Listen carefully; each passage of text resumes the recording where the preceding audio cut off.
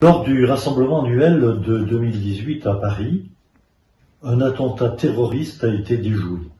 En conséquence, 4 personnes, dont un diplomate au service du régime, Assadollah Assadi, ont été arrêtées et jugées en Belgique.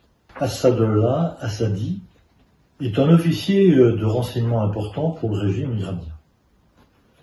Lorsqu'il a été arrêté, il était chef du service des renseignements du régime iranien en Europe, basé à l'ambassade du régime à Vienne.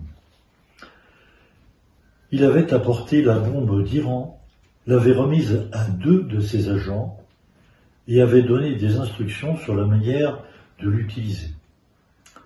L'enquête judiciaire en Belgique a conclu qu'Assadi était en mission du ministère du Renseignement et de la Sécurité. Le ministère des Affaires étrangères a assuré la logistique de l'opération.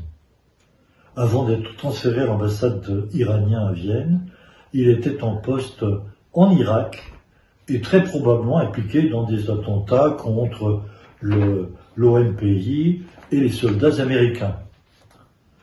Le projet d'attentat stoppé in extremis à Villepin, qui pourrait être l'incident terroriste le plus meurtrier en Europe, était supervisé par Assadi, qui a bénéficié, disons-le, des facilités diplomatiques pour transporter les explosifs de Téhéran en Europe.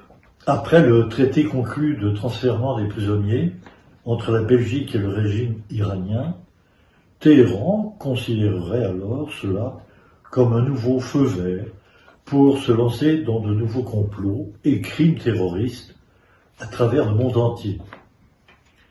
Si la communauté internationale entend mettre un terme au terrorisme mondial, elle doit adopter une politique forte face au banquier central du terrorisme international, la théocratie au pouvoir en Iran. Alors, mesdames et messieurs, Madame la Présidente, tous mes vœux à l'opposition iranienne. Je vous remercie.